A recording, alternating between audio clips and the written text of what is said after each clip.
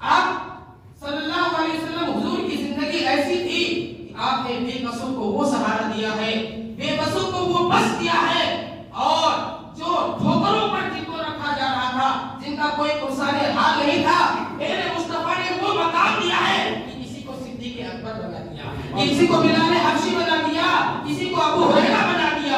اور ذرا دیکھیں وہ لوگ جو گناہوں کے دلدل میں ڈوبے ہوئے تھے، جن کے گناہ کی چنگاریاں آسمانوں تک جا رہی تھی، لیکن جب وہ تاجدار انبیاء کے دامن سے وابستہ ہو گئے تو صرف ان کے گناہ کو مصطفیٰ نے نہیں بھولا، بلکہ یہ کیا کہ جنت کی جھک کر انہیں سلام کرنے لگی اور انہیں رضی اللہ عنہ کا خطاب دے دیا۔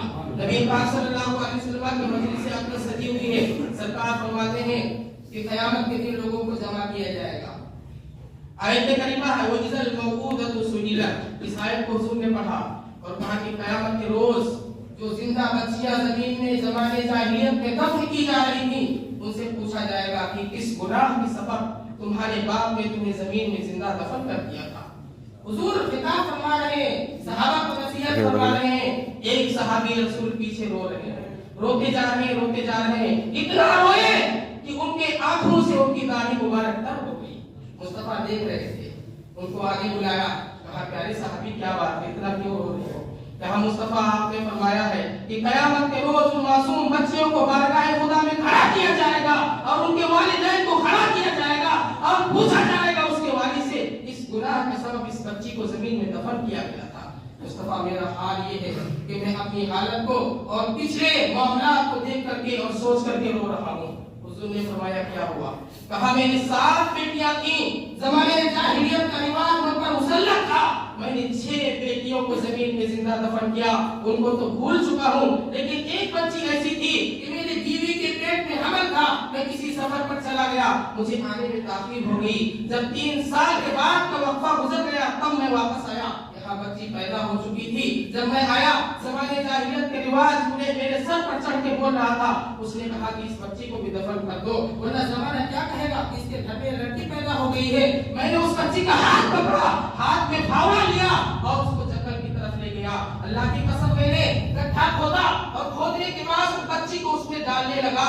وہ بچی گڈھا کھدوانے میں بھی میری مدد کر رہی تھی، وہ سوچ رہی تھی کس وجہ سے کھودا جا رہا ہے، مصطفیٰ اس نے میری مدد کیا۔ جب میں گڈھے میں اتارنے لگا وہ بخوشی اتر گئی، وہ سمجھ رہی تھی میرے والد مجھے کوئی کھیل کھلانے جا رہے ہیں۔ جب میں اس میں مٹی ڈالتا رہا اب وہ سمجھ گئی، کہا ابا مجھے کیوں دفن کر رہے ہو؟ ڈالتا رہا، اس کا جب سر صرف بچا اور سارا بدن مٹی سے ڈھک چکا، اس نے میری ایک انگلی پکڑ لی اور کہا ابا مجھے نکال لو۔ لیکن زمانے جاہلیت کا گناہ اس پر ایسا مسلط تھا کہ میں نے اس کی پوچھ نہ سنی اور میں اس کو مٹی ڈالتا رہا۔ میرے مصطفیٰ آج اس وقت سے لے کر اب تک جس رات بھی میں سوتا ہوں اس بچی کو یاد کر کے سوتا ہوں اور میرے آنکھوں سے آنسو بند نہیں ہوتے۔ آج جب آپ یہ منظر میری نگاہوں کے سامنے پیش کر رہے ہیں میری بچی یاد آ جا رہی ہے۔ مصطفیٰ میرا بھی میدان محشر میں کیا ہوگا؟ میرے مصطفیٰ مسکراتے ہیں اور کہتے ہیں گھبراؤ نہیں، میں رحمت للعالمین بن کے آیا ہوں، میں بے قصوں کا سہارا بن کے آیا ہوں، میں گناہوں کو مٹانے کے لیے آیا ہوں، کفر و شرک کو ختم کرنے کے لیے آیا ہوں،